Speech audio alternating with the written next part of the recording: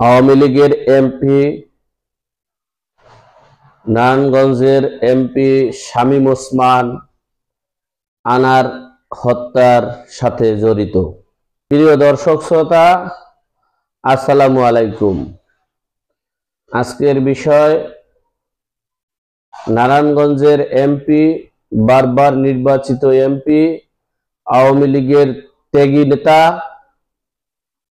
জননেতা জনাব শামীম ওসমানের বিষয়ে কিছু বক্তব্য, কিছু বিষয়ে আলোচনা করব। একজন বর্তমান রানিং এমপি, তিনি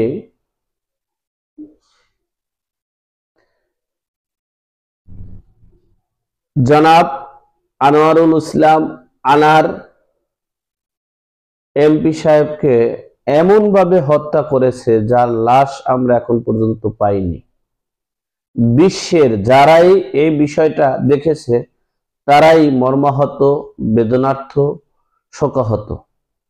কিন্তু বাংলাদেশের কিছু জামাতি বড় বড় স্বাধীনতা বিরোধী শক্তির বক্তারা, মিডিয়া আলোড়নকারী বক্তারা, তারা এই আওয়ামী লীগের বড় বড় নেতাদের মদদে চলে বিদেই তারা এমপি আনার হত্যার নিয়ে ব্যঙ্গচিত্র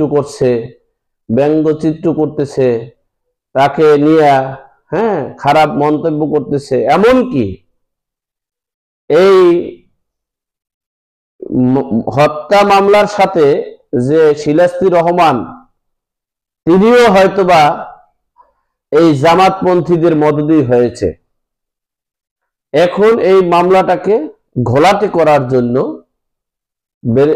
এমপি শামীম ওসমানকে মিথ্যা অপবাদ দিয়ে এই ইউটিউব, ফেসবুক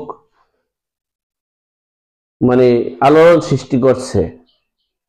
আমি মাননীয় প্রধানমন্ত্রীর দৃষ্টি আকর্ষণ করে বলছি, এই আপনার আশেপাশে জামাত নেতাদের মদত দিচ্ছে, কারো মামাতো ভাই, কারো ফুফাতো ভাই, কারো বেয়াই, কারো ভাইগনা। সুতরাং আপনি হয়তোবা প্রধানমন্ত্রী থাকাকালীন অবস্থায় এবং ডিজিটাল নিরাপত্তা থাকার অবস্থায়, ডিজিটাল বাংলাদেশ হওয়ার কারণে আপনি বুঝতেছেন না যে এই আওয়ামী লীগ নেতৃত্ব দিচ্ছে এই জামাতকে নিয়ে, এবং এই জামাত যে কত শক্তিশালী রূপ ধারণ করছে বাংলাদেশের বর্তমান অবস্থানে, সেটা হয়তোবা আপনি কিছুটা অনুভব করতে পারছেন কিনা আমি জানি না। ইউটিউবের মাধ্যমে এই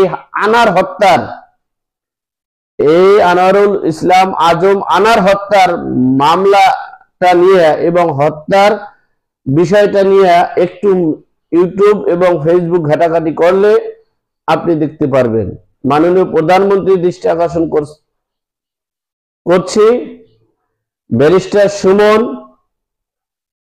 নিকচন চৌধুরী সহ, এবং আমি অদম, মাসুম বিল্লাহ সোহেল সহ কিছু লোকজনদেরকে আপনি আপনার মাধ্যমে, আমরা টাকা চাই না, পয়সা চাই না, দেশের সম্পদ রক্ষা করতে চাই, দেশকে রক্ষা করতে চাই, জাতির জনক বঙ্গবন্ধু শেখ মুজিবুর রহমানের